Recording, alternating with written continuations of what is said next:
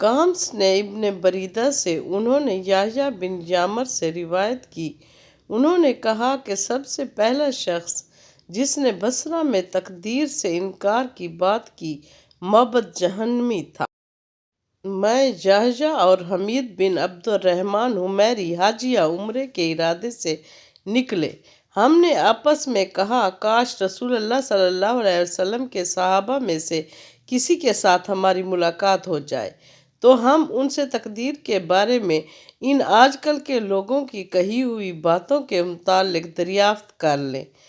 توفیق الہی سے ہمیں حضرت عبداللہ بن عمر بن خطاب رضی اللہ تعالیٰ عنہما مسجد میں داخل ہوتے ہوئے مل گئے۔ میں اور میرے ساتھی نے ان کو درمیان میں لے لیا، ایک ان کی دائیں طرف تھا اور دوسرا ان کی بائیں طرف۔ مجھے اندازہ تھا کہ میرا ساتھی گفتگو کا معاملہ میرے ہی سپرد کرے گا، چنانچہ میں نے عرض کی، اے ابو عبد الرحمن، یہ عبداللہ بن عمر رضی اللہ تعالیٰ عنہما کی کنیت ہے۔ واقعہ یہ ہے کہ ہماری طرف کچھ ایسے لوگ ظاہر ہوئے ہیں جو قرآن مجید پڑھتے ہیں اور علم حاصل کرتے ہیں، اور ان کے حالات بیان کیے۔ ان لوگوں کا خیال ہے کہ تقدیر کچھ نہیں، ہر کام نئے سرے سے ہو رہا ہے، پہلے اس بارے میں نہ کچھ طے ہے نہ اللہ کو اس کا علم ہے۔ ابن عمر رضی اللہ تعالیٰ عنہما نے فرمایا، جب تمہاری ان لوگوں سے ملاقات ہو تو انہیں بتا دینا میں ان سے بری ہوں اور وہ مجھ سے بری ہیں۔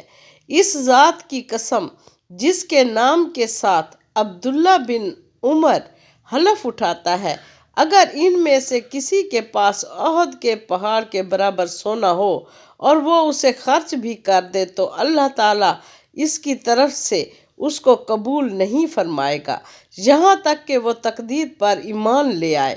پھر کہا، مجھے میرے والد عمر بن خطاب رضی اللہ تعالیٰ عنہ نے بتایا، ایک دن ہم رسول اللہ صلی اللہ علیہ وآلہ وسلم کی خدمت میں حاضر تھے کہ اچانک ایک شخص ہمارے سامنے نمودار ہوا۔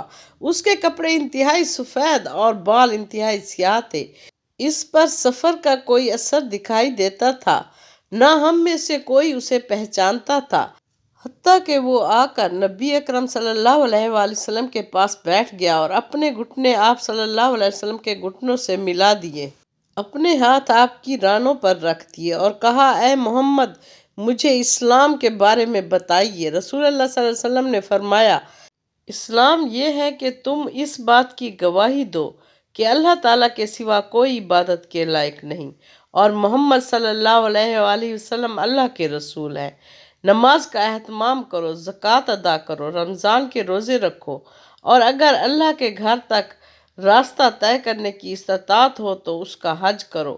اس نے کہا، آپ نے سچ فرمایا۔ حضرت عمر رضی اللہ تعالیٰ عنہ نے فرمایا، ہمیں اس پر تعجب ہوا کہ آپ سے پوچھتا ہے اور خود ہی آپ کی تصدیق کرتا ہے۔ اس نے کہا، مجھے ایمان کے بارے میں بتائیے۔ آپ نے فرمایا، یہ کہ تم اللہ تعالیٰ، اس کے فرشتوں، اس کی کتابوں، اس کے رسولوں اور آخری دن یوم قیامت پر ایمان رکھو اور اچھی اور بری تقدیر پر بھی ایمان لاؤ۔ اس نے کہا، آپ نے درست فرمایا۔ پھر اس نے کہا، مجھے احسان کے بارے میں بتائیے۔ آپ نے فرمایا، یہ کہ تم اللہ تعالیٰ کی عبادت اس طرح کرو گویا تم اسے دیکھ رہے ہو، اور اگر تم اسے نہیں دیکھ رہے تو وہ تمہیں دیکھ رہا ہے۔ اس نے کہا، تو مجھے قیامت کے بارے میں بتائیے۔ آپ نے فرمایا، جس سے اس قیامت کے بارے میں سوال کیا جا رہا ہے وہ پوچھنے والے سے زیادہ نہیں جانتا۔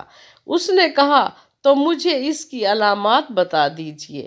آپ نے فرمایا، علامات یہ ہیں کہ لونڈی اپنی مالکہ کو جنم دے، اور یہ کہ تم ننگے پاؤں ننگے بدن محتاج بکریاں چرانے والوں کو دیکھو کہ وہ اونچی اور سے اونچی عمارتیں بنانے میں ایک دوسرے کا مقابلہ کر رہے ہیں۔ حضرت عمر رضی اللہ تعالیٰ عنہ نے کہا، پھر وہ سائل چلا گیا، میں کچھ دیر اسی عالم میں رہا، پھر آپ صلی اللہ علیہ وآلہ وسلم نے مجھ سے کہا، اے عمر، تمہیں معلوم ہے کہ پوچھنے والا کون تھا؟ میں نے عرض کی، اللہ اور اس کا رسول زیادہ آگاہ ہے۔ آپ صلی اللہ علیہ وآلہ وسلم نے فرمایا، وہ جبرائیل علیہ السلام تھے، تمہارے پاس آئے تھے، تمہیں تمہارا دین سکھا رہے تھے۔